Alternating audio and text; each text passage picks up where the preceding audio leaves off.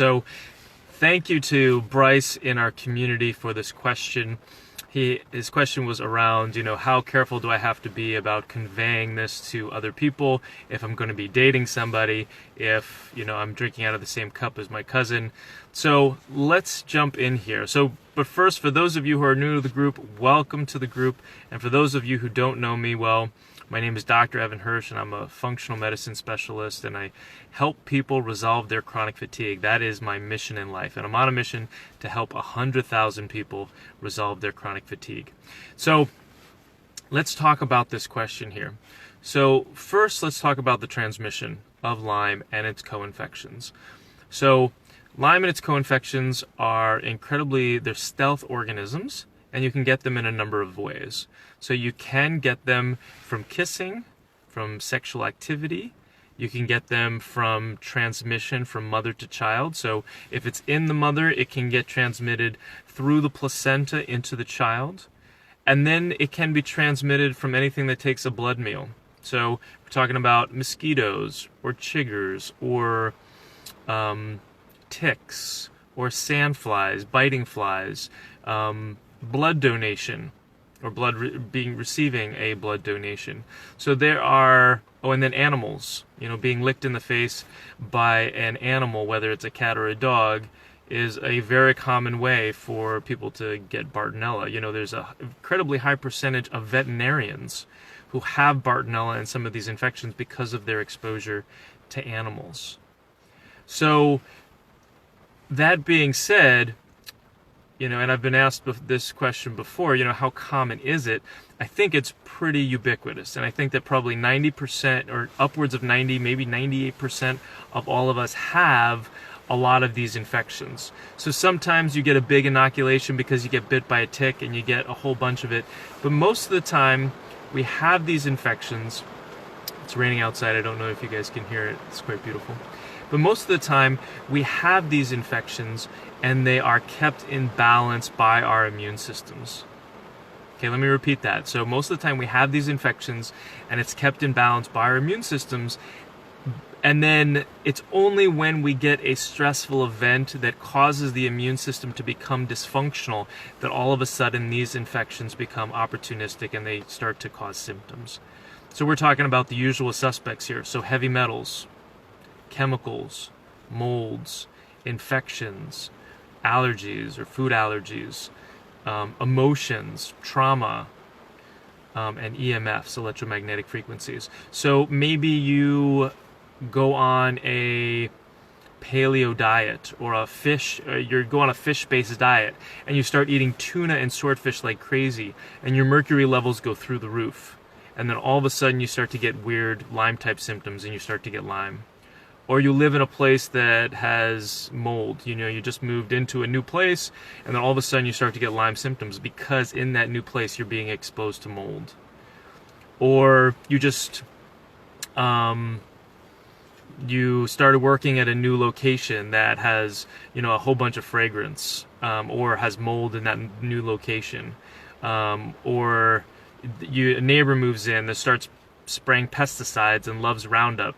So any one of these things, or you have a car accident, or you have a breakup, or you go through residency like I did. So any one of these things is going to be traumatic, and it's going to cause the cortisol, which is the main hormone produced by the adrenal gland, which manages stress. It's going to stress that hormone, and that in turn is going to put stress on the immune system, distract the immune system this way, and then all of the bugs can propagate. So there are some things that you can do to keep your friends and family safe, but you also don't know what baggage they're coming with, what usual suspects, what toxicities they have. Okay? So certain things that you can do if you're going to be in a relationship with somebody, it's talking about this with them. It's seeing what sort of, and some of this may not be entirely realistic, but it's saying, hey, I've got this Lyme thing, I've got these infections going on, and I want to make sure that I'm not transmitting them to you. Let's talk about these usual suspects and see, what you've come in contact with, or better yet, do some testing and just make sure that, they're strong and they're safe. But, kissing possible transmission, but, greater transmission by bodily fluids, through sexual activity. So, using condoms, using barrier methods, even if you're if you're having oral sex, making sure if you have the potential to get rid of all of these toxicities out of your body, if you're a female, before you have children, that can be incredibly supportive and helpful. Because any of these heavy metals, chemicals, molds, infections get passed through the mother. The mother dumps all the good stuff as well as all of the not so good stuff into the uterus and into the child as well. So, hey Lisa, thanks for joining us today. So, those are some of the things that you can do. But it really is about overall health that you can convey to all of these loved ones. So saunaing, taking a binder like charcoal or the Detox 2 product by Byron White Formulas that I really love, bentonite clay, eating healthy food, not eating gluten and dairy, all of these things, eating cilantro and chlorella and, taking some of these things that might be binding up some heavy metals if they're an issue. A lot of these things that you can do can be really helpful for all of the people in your life. So, part of my goal in educating you is that you take this to all of your loved ones as well. And you say, hey, this is what we need to do in our family in order to be as healthy as possible. And it makes everything easier as well. So, if you are the person who's preparing the food, it makes it even easier because you can say, okay, this is how we're going to eat from now on. And that can be incredibly supportive to the whole family. And you can have challenges with partners and with children, but it's knowing the big picture and it's understanding how much toxicity is playing a role. The stats are that our children are supposed to be the first generation that doesn't outlive its parents. Now that's scary. And the reason why is because of toxicity. And so the more toxicity that we can remove from our bodies, the heavy metals, chemicals, molds and infections, allergies, emotions, EMFs, the more that we can remove that toxicity from our bodies and our lives, the healthier we'll be and the stronger we will be against infections. Because it's not really reasonable to say, we love our dog, but we're going to get rid of our dog because we're worried about getting Bartonella, or the same thing with a cat. I have had some people who, they noticed a significant worsening in their symptoms when they got a dog. And so they got rid of that dog and their health improved significantly.